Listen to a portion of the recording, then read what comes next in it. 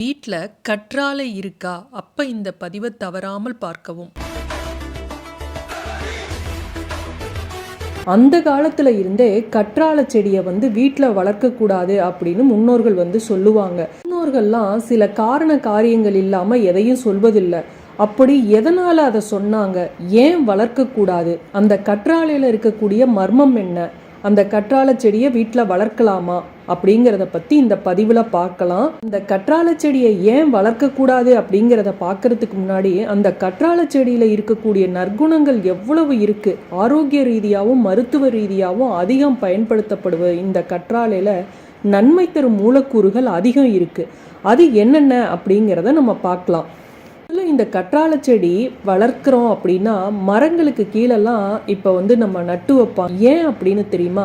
அந்த கற்றாழை நீரை உறிஞ்சிக்கிட்டு அதுக்கிட்ட இருக்கிற நீரை நம்ம தண்ணியே அந்த மரத்துக்கு ஊத்தாட்டி கூட அதில் இருக்கிற ஈரம் அந்த மரத்துக்கு போகும். அதனால் ஒவ்வொரு மரங்களுக்கு கீழேயும் இந்த கற்றாழையை நடுவதன் மூலம் அந்த மரம் காயாது அப்படின்பாங்க. இந்த கற்றாழையில் இருக்கக்கூடிய சத்து பல விஷயங்களுக்கு நமக்கு அருட்கொடையாக இருக்குது. அது மட்டும் இல்லைங்க, திருஷ்டி கழிக்க கற்றாழையை வேரோட பிடுங்கி வீட்டு வாசல்ல தொங்க விடுவாங்க, பார்த்துருப்பீங்க.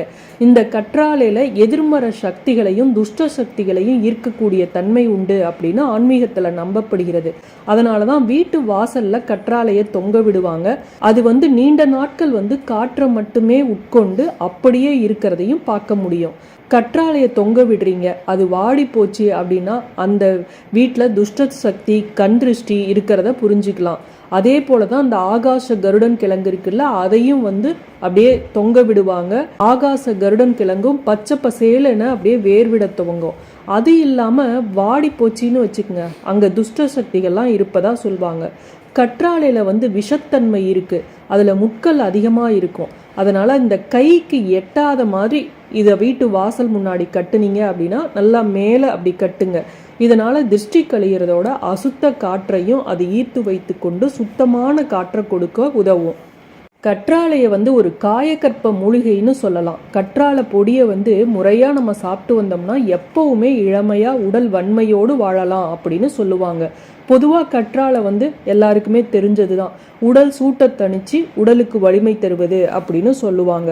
ஒரு இடத்துல அடிபட்டு ஏதாவது வீக்கம் ஆயிடுச்சு அப்படின்னா இந்த கற்றாழை சாறு இல்லை அந்த உள்ளே இருக்கிற அந்த சதைப்பற்றை அப்படியே ஒரு சூடாக்கி அதை வெதுப்பாக இருக்கிறப்ப அந்த அடிபட்ட இடத்துல வச்சோம், அப்படி வீக்கமாக இருக்க இடத்துல வச்சோம் அப்படின்னா அந்த வீக்கம் தனியும் வலி குறையும். கற்றாழையிலிருந்து எடுக்கப்படும் ஜெல் சருமத்தோட ஈரத்தன்மையை பாதுகாக்க பயன்படுத்தப்படும். தோல் தொடர்பான பிரச்சனைகளுக்கு இந்த கற்றாழையை பயன்படுத்துவாங்க.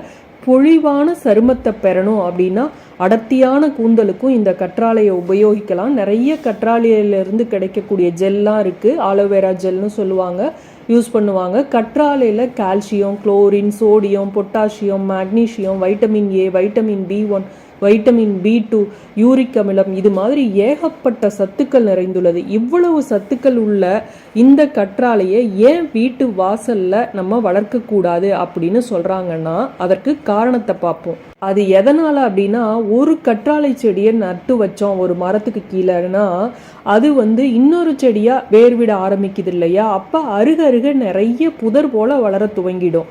அப்போ புதர் போல இருந்தது அப்படின்னா விஷ ஜந்துக்கள்லாம் அங்க வருவதற்கு வாய்ப்புகள் இருக்கு. அதனாலதான் அந்த காலத்துல கற்றாழையை வீட்டுல தோட்டம் மாதிரி இருக்கு அப்படின்னா அந்த தோட்டத்துல நம்ம வளர்த்தோம் அப்படின்னா விஷ ஜந்துக்கள் கண்டிப்பா வரும். அப்படிங்கிறதுனாலதான் அதை வைக்கக்கூடாது அப்படின்னாங்க. அதுல இருக்கிற ஈரத்தன்மை, அந்த கற்றாழையே ஈரத்தை உறிஞ்சு கொண்டு இருக்கும் இல்லையா, அந்த ஈரத்தன்மைக்கு கண்டிப்பா பாம்பு வரும் அப்படிங்கிறதுனால தான் சொன்னாங்க. மற்றபடி ஒரே ஒரு கற்றாழையை உங்க வீட்டு முன்புறத்திலேயோ பின்புறத்திலேயோ ஒரு தொட்டியில வளர்த்தீங்க அப்படின்னா அதனால எந்த விஷஜந்துக்களும் வராது. மற்றபடி இது வாஸ்துப்படி பார்த்தீங்கன்னா கற்றாழை செடி வீட்டில் நடுவதனால மகிழ்ச்சி, செழிப்பு, நல்ல அதிர்ஷ்டத்தை அதிகரிக்கும். அதை எந்த திசையில் நட்டோம், எங்கே நடணும் அப்படிங்கிறது இருக்குது. கற்றாழை செடியை சரியான திசையில் நட்டாதான் அது அதிர்ஷ்டத்தை ஈர்த்து கொண்டு வரும். அது எந்த இடம் அப்படின்னா மேற்கு திசையில் கற்றாழை செடியை நடுவது மங்களகரமானதாக சொல்லப்படுகிறது. வீட்டோட தென்கிழக்கு திசையிலையும் கற்றாழை செடியை நடலாம். இந்த திசை ரொம்ப பயனுள்ளதா இருக்கும். கிழக்கு திசையில நடுவது மனதிற்கு அமைதியை தரும். மற்ற திசைகள்ல இந்த கற்றாழையை நட வேண்டாம். மீண்டும் அடுத்த காணொளியில் சந்திப்போம். நன்றி, வணக்கம்.